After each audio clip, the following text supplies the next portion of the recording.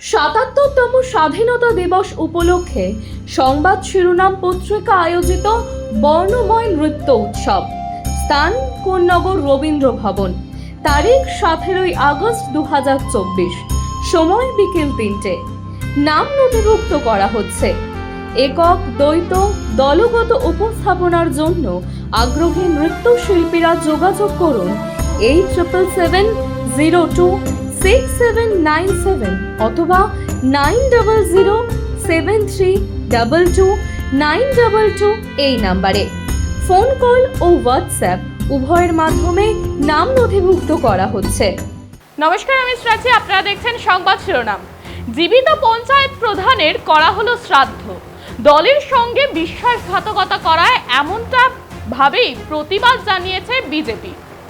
মূলত দলের সঙ্গে বিশ্বাসঘাতকতা করায় এবার পঞ্চায়েত প্রধানের ছবিতে মাল্যদান করে সম্পূর্ণ শ্রাদ্ধ শান্তির অনুষ্ঠান করা হয়েছে। রাজ্য রাজনীতিতে এমন চাঞ্চল্যকর ঘটনা বিরল, এবং এই ঘটনাই ঘটেছে নদিয়ার শান্তিপুর ফুলিয়ায়। রাজ্য রাজনীতিতে এই প্রথম হয়তো দেখা গেল এক বিরল ঘটনা। জীবিত পঞ্চায়েত প্রধানের প্রতিচ্ছবিতে মাল্যদান করে করা হলো শ্রাদ্ধ অনুষ্ঠান। হ্যাঁ, এমনই চাঞ্চল্যকর ঘটনাটি ঘটেছে নদিয়ার শান্তিপুর ফুলিয়ার বয়রার গঙ্গার ঘাটে। উল্লেখ্য, গত 20শে জুলাই শান্তিপুর বিধানসভার তৃণমূল বিধায়ক ব্রজকিশোর গোস্বামীর হাত ধরে তৃণমূলে যোগদান করে শান্তিপুর ব্লকের গয়েশপুরের পঞ্চায়েত বিজেপি প্রধান শ্যামল ঘোষ। তারপরের দিন 21শে জুলাই তিনি শহীদ সমাবেশে যোগদান করেন। শান্তিপুর বিধানসভার বিজেপি কর্মীদের দাবি, সম্পূর্ণ দলের সাথে বিশ্বাসঘাতকতা করেছে শ্যামল ঘোষ। গত পঞ্চায়েত নির্বাচনে বিজেপির টিকিটে দাঁড়িয়ে তাকে মানুষ দুহাত তুলে আশীর্বাদ করেছিল। তারপরেই গয়েশপুর পঞ্চায়েতের প্রধান আসনে তাকে বসানো হয়।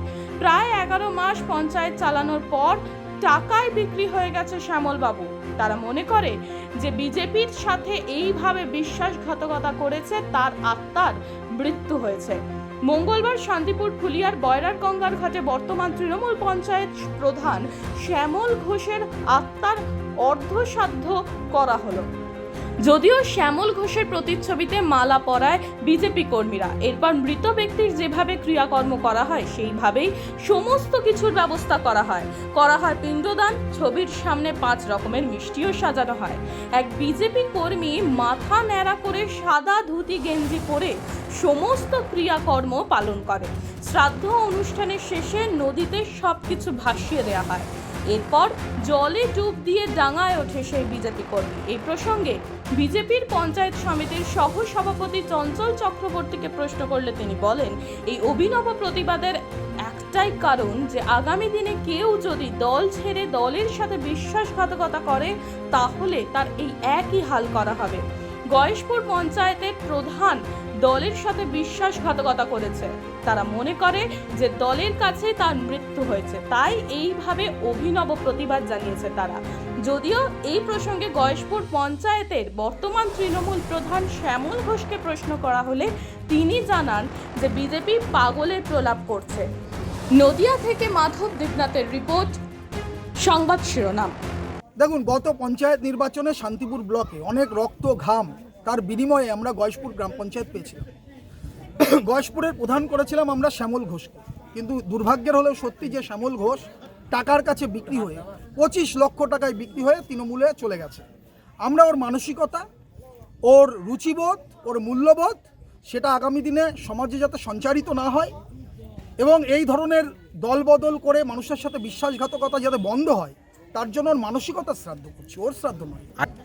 দেখুন, আমরা হিন্দুত্ববাদী দল, সব ঠিক আছে, কিন্তু প্রশ্নটা হচ্ছে যে মানুষটা বিশ্বাসঘাতকতা করবে সেই মানুষটার আমরা শ্রাদ্ধ করতে চাই না। তিনি জীবিত, তার মানসিকতার, তার মূল্যবোধ, তার বিশ্বাসঘাতকতা, তার বেইমানি, তার রুচিবোধ, তার শ্রাদ্ধ করছি। আরেকটা প্রশ্ন রাখবো, এর আগেও তো আপনার বাড়িতে দেখা গেছে সাদা থান ফেলে দেওয়া, মৃত্যু হুমকি। তো এই ঘটনাকে কেউ মনে করছে যে মৃত্যু হুমকি, কি বলবেন? না, দেখুন, তৃণমূল সাদা থান শুধু আমার বাড়িতে পঞ্চায়েত নির্বাচনের আগের দিন দিয়েছিল তা নয়, এরকম বহু জায়গায় পড়েছে, এটা তৃণমূলের কালচার।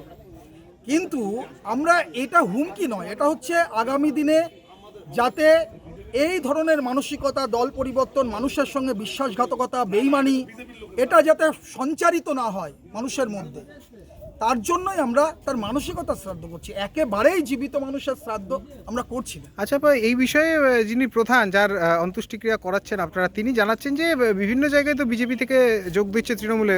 সদ্য কৃষ্ণগঞ্জ যে পঞ্চায়েত তার প্রধানও যোগ দিয়েছে, তাদের বিরুদ্ধে কিছু করা হচ্ছে না, কিন্তু হবে এক এক করে হবে। আমরা তো বলছি যে যারা যারা এই ধরনের কার্যকলাপে লিপ্ত হবেন, আমাদের পার্টির কর্মীদের রক্ত ঘামের সঙ্গে বেইমানি করবেন, মানুষের সঙ্গে বিশ্বাসঘাতকতা করবেন, টাকার বিনিময়ে দল বদল করবেন, তাদের বাড়ির সামনে আগামী দিনে এই শ্রাদ্ধ শান্তি করা হবে, তাদের মানসিকতার শ্রাদ্ধ শান্তি করা হবে। একটা জ্যান্ত মানুষের কোনদিন শ্রদ্ধা হয়? আসলে ওরা খবরের শিরোনামে আসতে চাইছে, মানুষ ওদের প্রত্যাখ্যান করেছে। মমতা ব্যানার্জির উন্নয়ন অভিষেকের সৈনিক হিসাবে আমি জয়েন করেছি, মানুষের কাজ করতে চাই, অঞ্চলের সবাই পাশে থাকতে চাই।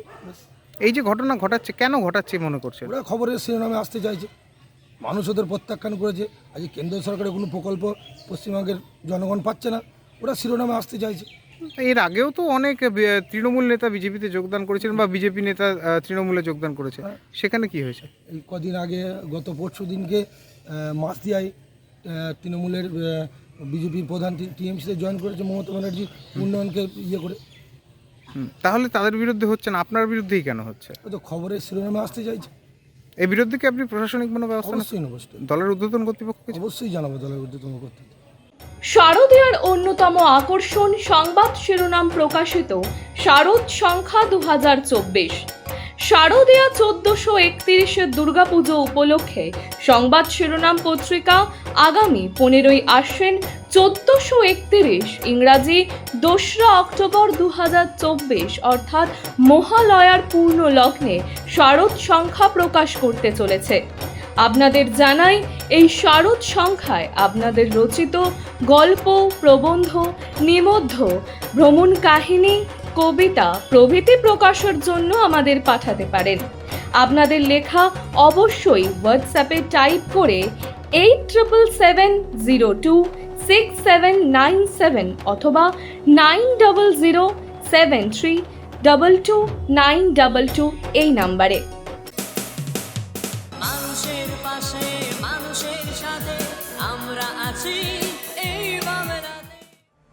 আপনারা দেখছেন সংবাদ শিরোনাম। দেখলেন তো অনেক কিছু, এবার দেখুন নতুন কিছু।